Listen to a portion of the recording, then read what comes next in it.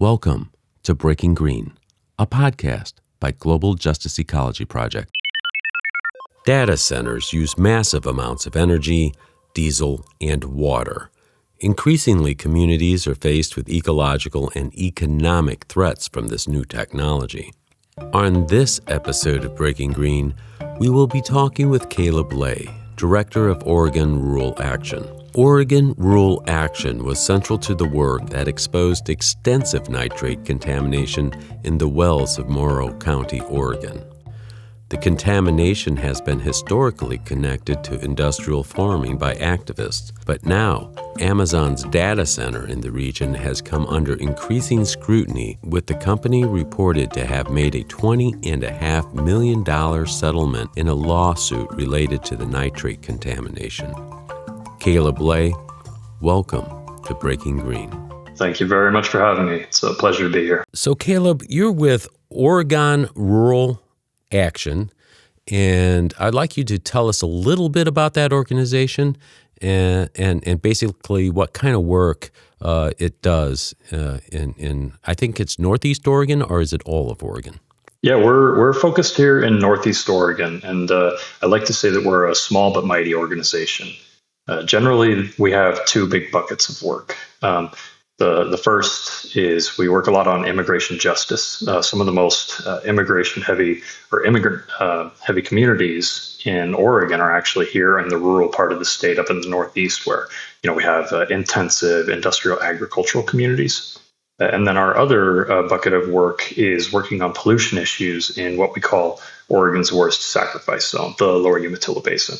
As you can imagine, those two buckets of work tend to keep us pretty busy, especially these days. So it's interesting you use the term sacrifice zone. I've heard that several times on this program, talking with Amanda Kiger in East Palestine, and also Dawn Chapman in St. Louis described their regions as sacrifice zones, environmental sacrifice zones. What do you mean by that for the region where you work? Yeah, when we think about how the Lower Umatilla Basin is a sacrifice zone, it's really how multiple injustices and systemic injustices have compounded upon one another to exacerbate the situation. Specifically in this part of Oregon, we have a really disproportionate concentration of both industrial air pollution and groundwater contamination, primarily by nitrate, but also by PFAS, the forever chemicals. At the same time, the industries associated with all of that pollution are remarkably profitable. And they've set up shop and increasingly concentrated their activities in this small area. Very, very rural. It's around 500 square miles, home to somewhere in the ballpark of 45,000 people. And despite the massive economic productivity of the area, something to the tune of several $1 million per day in economic output by large industry, billions of dollars per year, there's a disproportionately high rate of low-income individuals, especially working-class folks. So you've got a lot of economic productivity, but a huge wealth gap. And that comes along with health disparities in those exposed to pollution and those who actually work in the industries that are creating that pollution in the first place. So how you popped up on our radar screen was a Rolling Stone article about nitrate pollution in the region, and also data center. I think it's an Amazon data center. But before we get into that, what are the traditional industries that pollute in the region? Yeah, so primarily and looking specifically at nitrate in this area, our main sources of pollution are industrial scale agriculture and the industries associated with that. This is a high desert region, meaning that our soil is very, very sandy, and we have a lot of industrialized agricultural operations growing commodity crops, potatoes, corn, onions, things like that. They then ship those crops to nearby food processors that create a bunch of wastewater. So at every stage of this cycle, and it's sort of like a feedback loop, right? Out in the fields, you have the over-application of fertilizers and pesticides, things like that. Because of the sandy soil, they get flushed down through the soil column as you irrigate and into the groundwater that serves as drinking water for most of the residents. Those crops then go to factories where they're processed into ultra-processed foods, And the wastewater from those operations goes back out onto those same fields, further exacerbating our groundwater contamination problems. I read that 30% of the population live in mobile homes, so they're more dependent upon well water. Your organization helped the state test, and they found a high rate of nitrate poisoning, which is associated with all types of cancers, kidney cancers, I think even throat cancers, and there was a lot of anecdotal stories of people suffering from these things. So tell us a little bit about nitrate poisoning of groundwater. Yeah, nitrate is a very nasty chemical. And increasingly, not just in Oregon, but across the United States, across the globe, nitrate contamination in groundwater as the result of industrial scale agriculture is a bigger and bigger problem. Basically, what nitrate does is when you get it in your body with drinking water, nitrate molecules like to grab onto your red blood cells where oxygen is supposed to go. Causes a lot of problems because obviously your body needs oxygen for many, many things, right?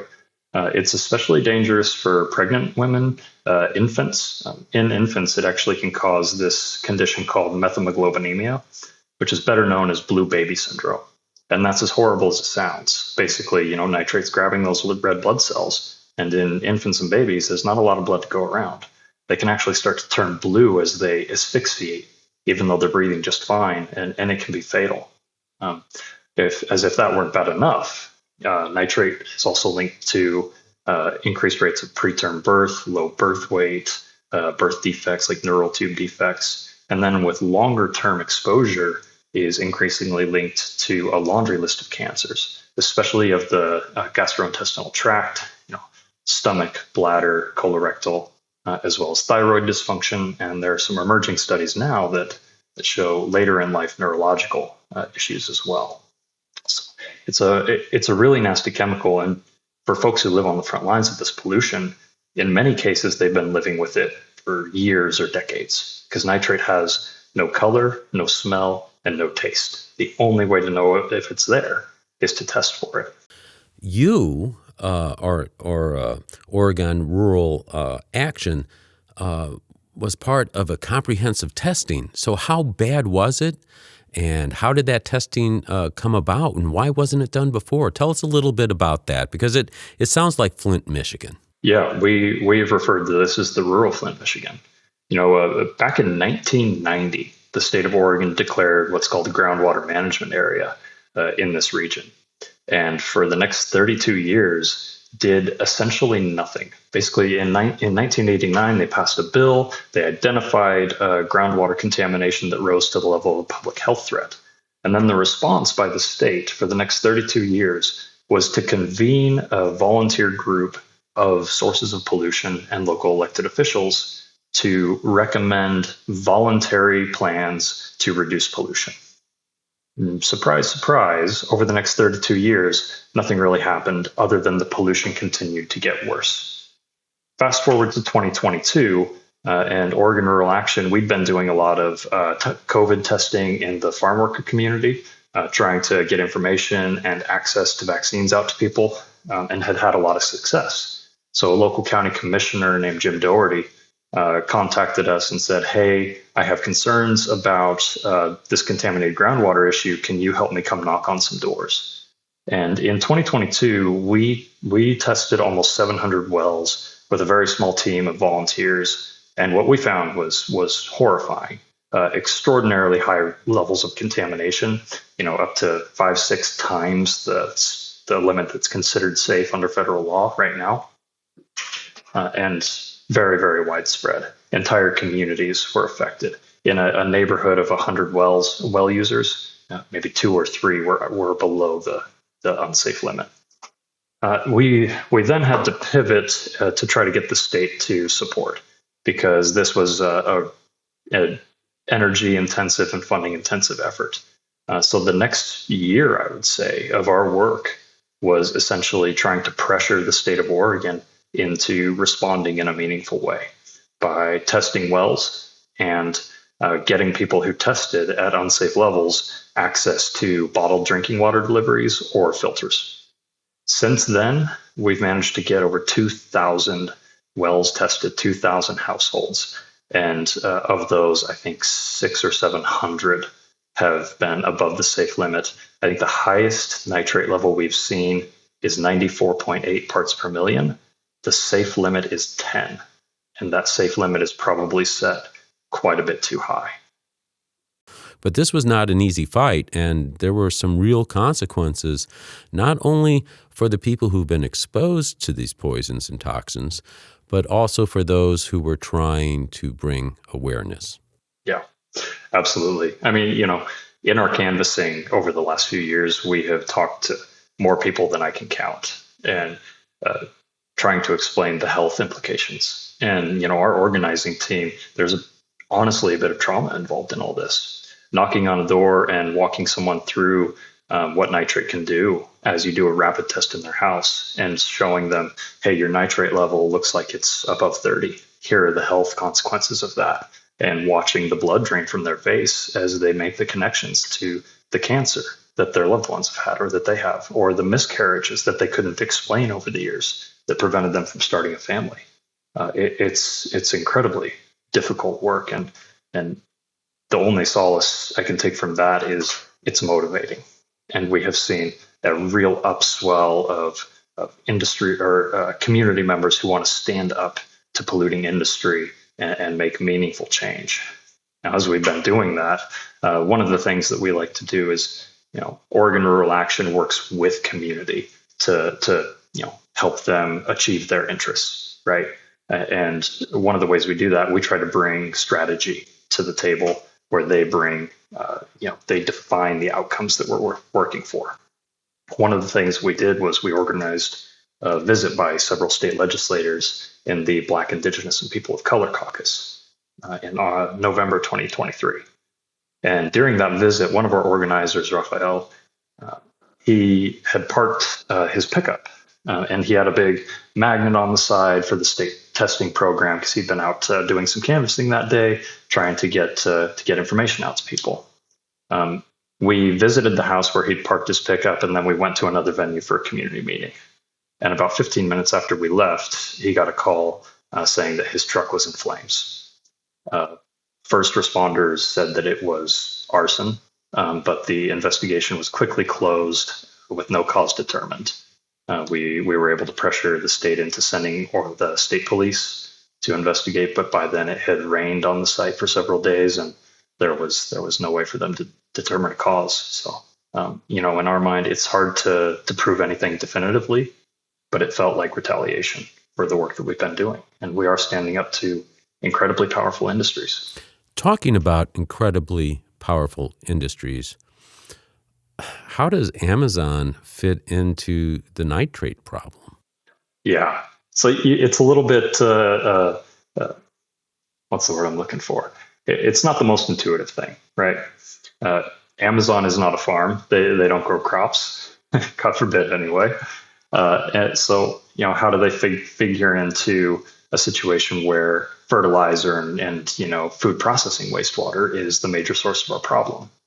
Well, in this same area, how sacrifice zones tend to compound on themselves, right? First, you get the industrial scale ag, then you get 4 of the 5 dirtiest power plants. The latest iteration of the sacrifice in the Lower Umatilla Basin is a massive build out in data center campuses. To date, if my count is correct, we have 19 hyperscale data center campuses, either already built, under construction, or in the permitting process in this very small region. Each of those uses massive amounts of water, energy, and diesel as backup power. Now, the water is the key piece of this. If those data centers pull in contaminated water and cycle it through their data center as a way of cooling those servers, as all of these data centers do, then they lose a lot of that water to evaporation. Now, imagine if you ever made Jell-O or simple syrup on your stovetop. You start with water and sugar, you boil off some of the water, and it increases the concentration of the sugar. The same thing happens with the nitrate. If you start with nitrate-contaminated water, boil off some of that water, the water coming out on the other side is a much higher concentration. And we've seen that. There's data I can point to showing that some of these campuses pull in water, and when it leaves, it's 8 times more contaminated than when it came in. A lot of that water then goes into wastewater systems that get dumped on farmland as a means of reuse and disposal. So it's taking nitrate and putting it back into the same system where it's already being overloaded. So they're not adding nitrate, but they're exacerbating the existing issue. So where this is happening, and I think it's Morrow County, there's a long-standing system of taking wastewater, which has nitrate contamination, and then using it to fertilize land. And a lot of people are concerned, and I think they would say have proven that contaminates the aquifer, which brings us back to the original problem of nitrates in people's drinking water when they draw it from the well. Am I correct in that? Yeah, that's a big piece of this puzzle. The wastewater system regionally, 20, 30 years ago, it was around 1 billion gallons of water being reused in this way.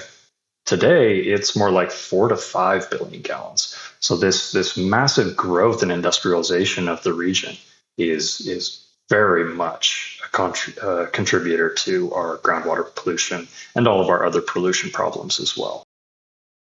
This is your host, Steve Taylor, and we will be back right after this. If you're enjoying this episode of Breaking Green, please subscribe or follow wherever you get your podcasts. The interviews heard here are often ignored by mainstream media, and without your support, these stories would not be covered. Consider leaving a review and sharing it with friends and colleagues. You can find the full catalog of previous episodes and sign up to have future episodes delivered straight to your inbox at breakinggreen.org. You can't find freedom anywhere else. Welcome back to Breaking Green. What does Amazon say about these claims that they're making the problem worse? Have they said yes, and we want to help mitigate that? What's Amazon's response? Amazon, of course, they deny any liability or any responsibility with the groundwater contamination here. They say that their water is a very small part of the regional system. And that's not untrue compared to, the larger wastewater systems from the power plants and from general irrigation. It is a small part, but it's not like they're starting from a blank slate.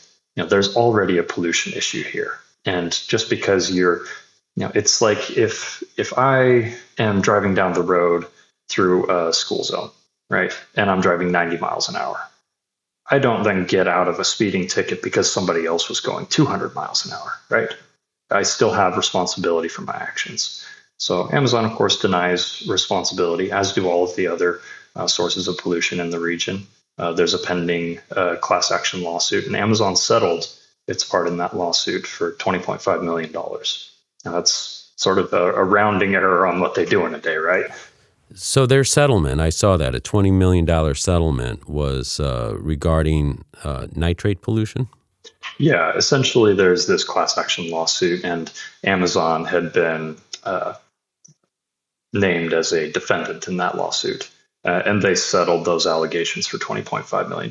They maintained that they are not liable for the damage and wanted to just settle out to avoid getting bogged down in litigation. Why are there concerns of environmental impact from a bunch of computers? A lot of people would say computers are clean. I don't perceive any pollution when I'm using Chat GPT or creating great images of me as Jesus or whatever. Yeah, it is counterintuitive, right? Especially because there's so much out there from the big tech industry about how amazing this technology is and how responsible they are. But when you actually look at what's happening in communities where these campuses are being built, there's a very different story to tell. The ground truthing is important. Now, I mentioned earlier, we have 19 hyperscale campuses in the Lower Umatilla Basin. Oregon is very quickly becoming one of the largest data center hubs in the world. And the largest part of that is here in the Lower Umatilla Basin, a desert, where we already have pollution issues. Now, if you look at the operation of these data centers, they pull in massive amounts of water. They lose a lot of that water to evaporation. That's a consumptive process. It's not closed loop. There's no such thing as a closed loop system, but you'll hear that a lot from big tech. In that process, concentrating contaminants, dispersing wastewater back into the environment. And one of these campuses, based on the permitting records that we've seen, can use up to 300,000 gallons of diesel in a year just for backup power. The cumulative impact of burning all of that diesel is massive.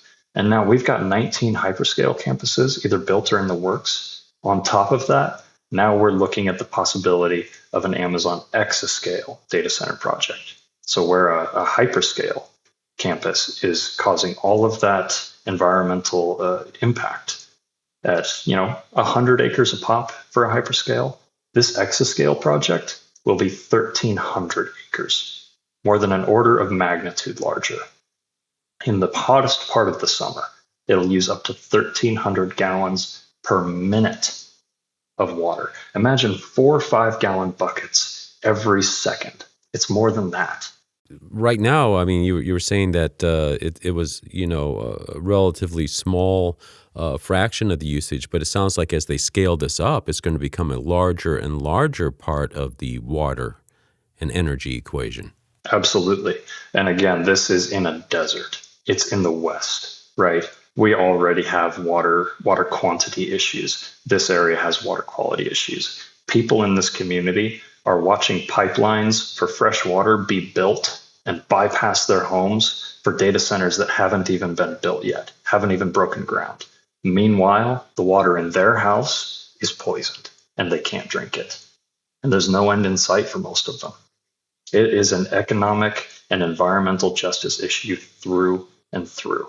Is there any other way to kind of understand the scale of these projects, not just, including the size, but also energy consumption? I mean, it's just a massive scale.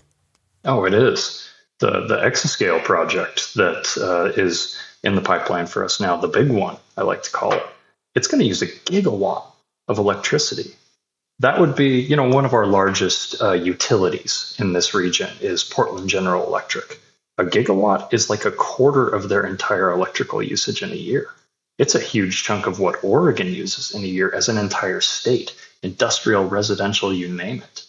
And what really worries me about the electricity usage is, on one hand, how it's going to drive up utility rates for average working people who are already strapped, but also how this is going to make it much, much harder for us to meet our climate goals. Oregon has great policies on the books for mitigating climate change, developing clean electricity, and decarbonizing.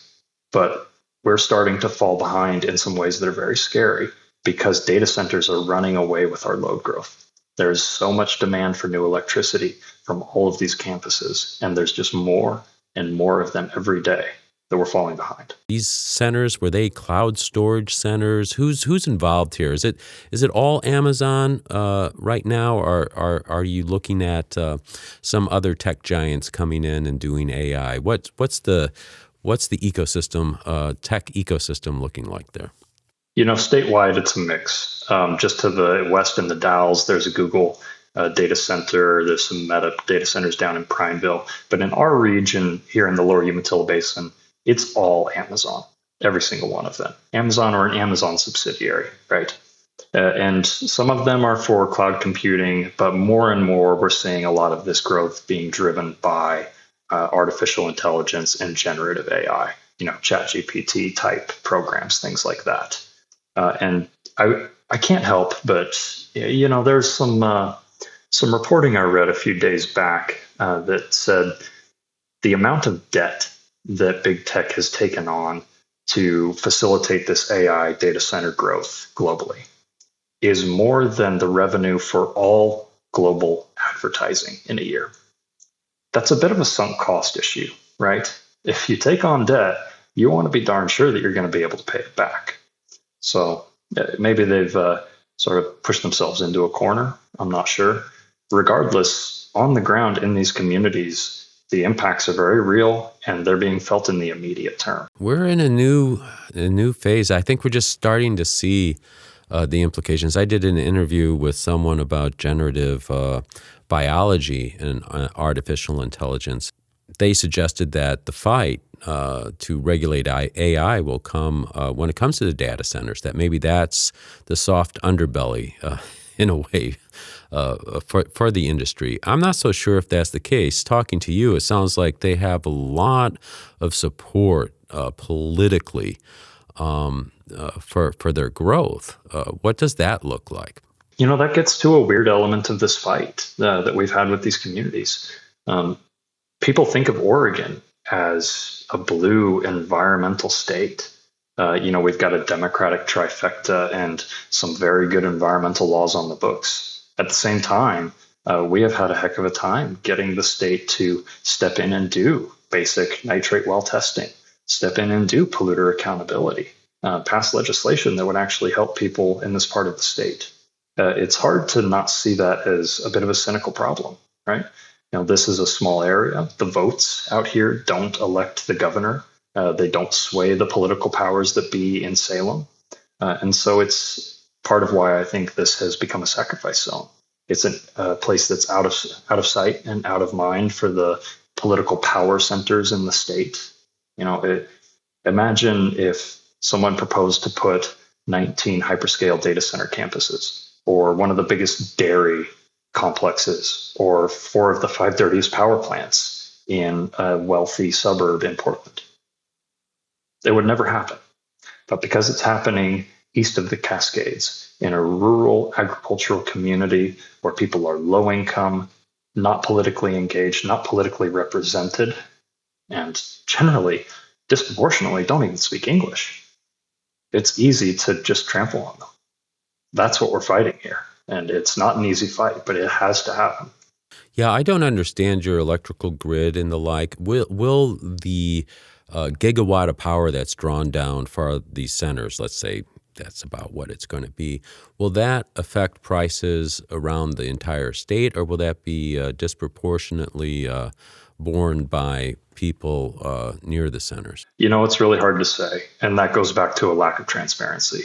Big tech does not like to share information about how much energy they're going to use, how much water they use, how much water they lose when they use it, how much diesel they use, or what the environmental impacts are. I will say Oregon did pass some legislation recently, the Power Act, which creates a new rate class for large energy users like data centers. Hopefully that will help spread the load back where it belongs. Like, you make a mess, you clean it up. Data centers should be paying their fair share for their own power. It's a start. It's by no means the entire fight. And we're already seeing big utilities and data centers push back on it. Now, the transparency issue is a problem, not just on power use and environmental impact, but on communities understanding whether or not these are a good idea, and local decision makers. If all they're saying is we're going to bring in tax revenue, we're a closed loop system, why would you ever say no? We'll bring in jobs. But you scratch the paint on any of that thing and the whole car falls apart. Take the jobs, for example, this exascale project that Amazon's proposing outside Boardman. They're saying that they're going to create 6,400 construction jobs just to build the thing, and then a whole bunch more permanent full-time jobs afterward. But the way they get to that 6,400 jobs figure is they say it's going to be 800 construction workers for 8 years, and they count them once every year. So it's not 6,400 jobs, it's 800. It's inflated, right? We need transparency and we need credibility. We need to be able to verify these claims so that we can make good decisions about whether or not we want these things, and community can understand whether or not it's in their interest to have them. I read in the Rolling Stone article that Oregon Rural Action lobbies the state legislature. Is that the case? Yeah, we're getting into that scene a little bit.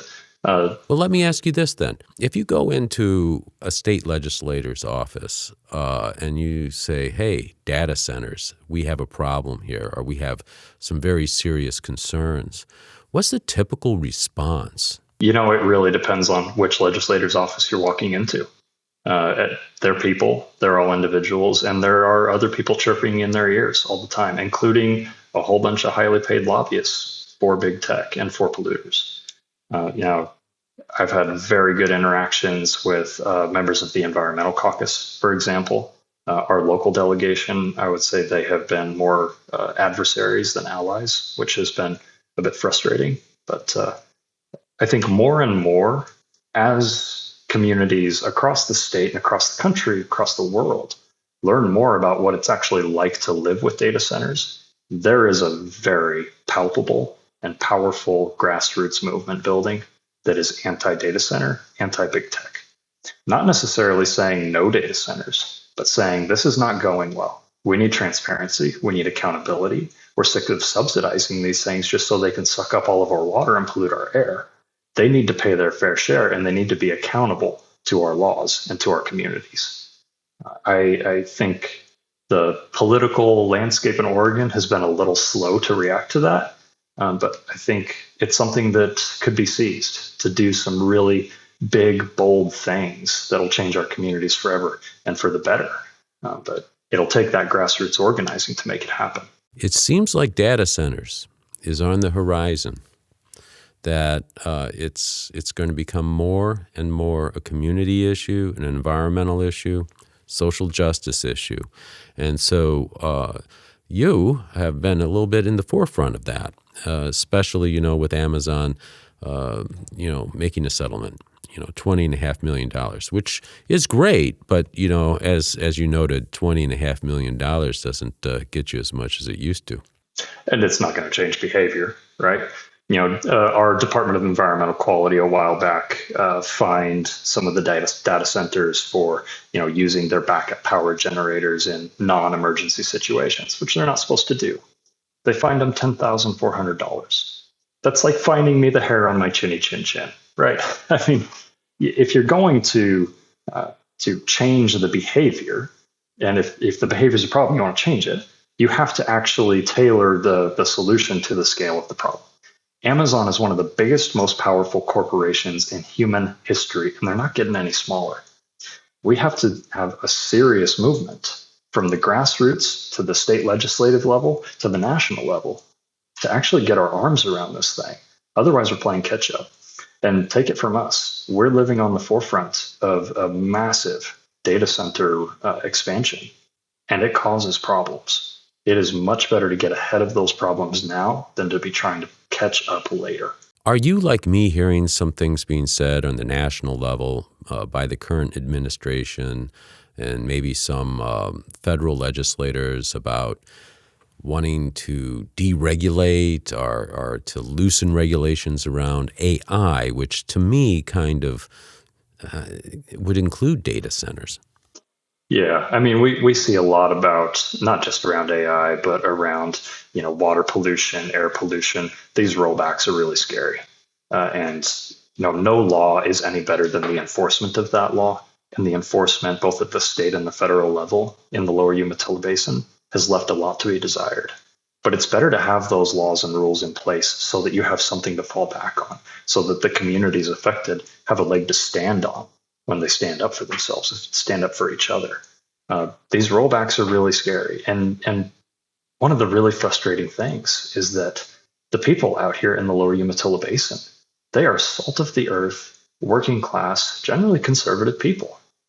They deserve better from an administration and from a government that said they were going to stand up for them. I don't think they're getting it.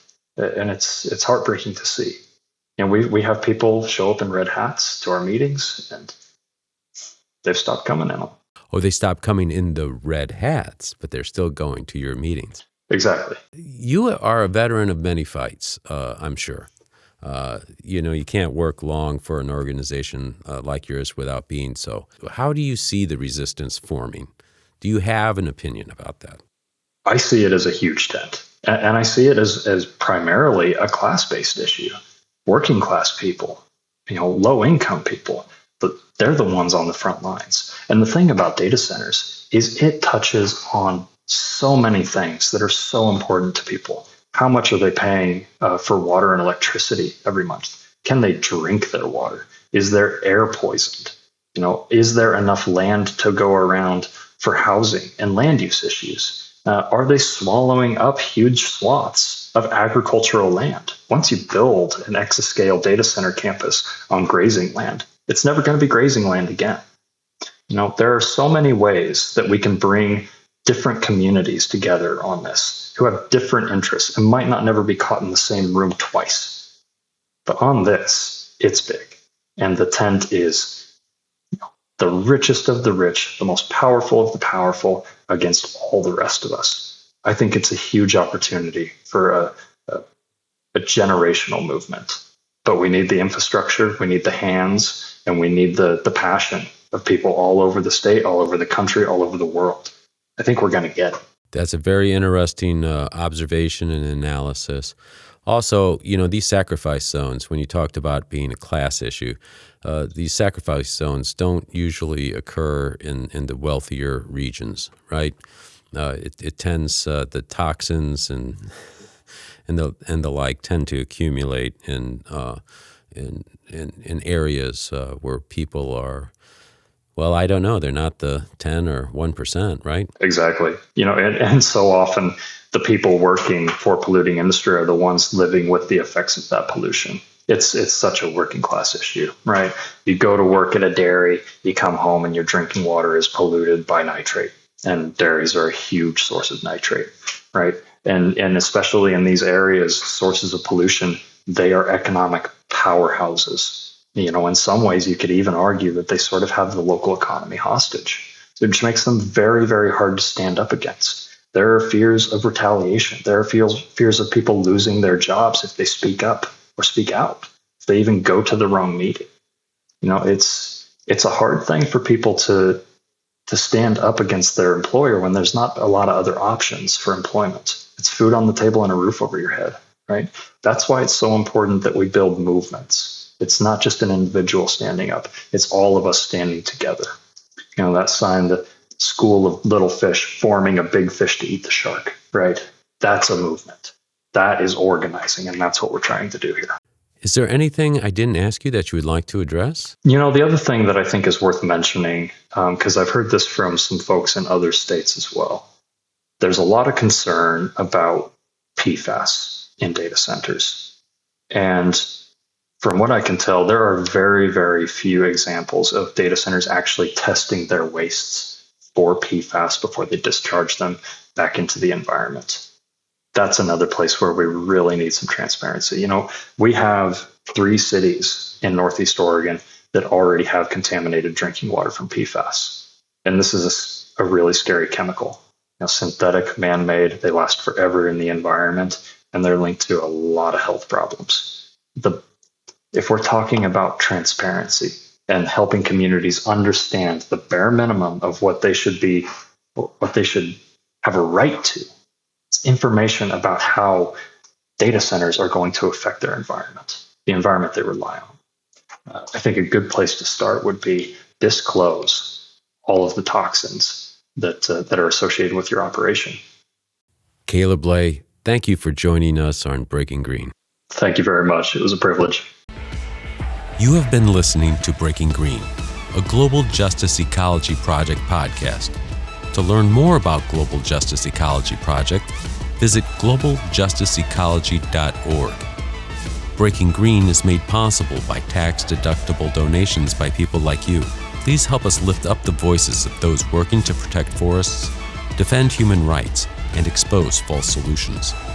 Simply text GIVE, G-I-V-E, to 1-716-257-4187. That's 1-716-257-4187.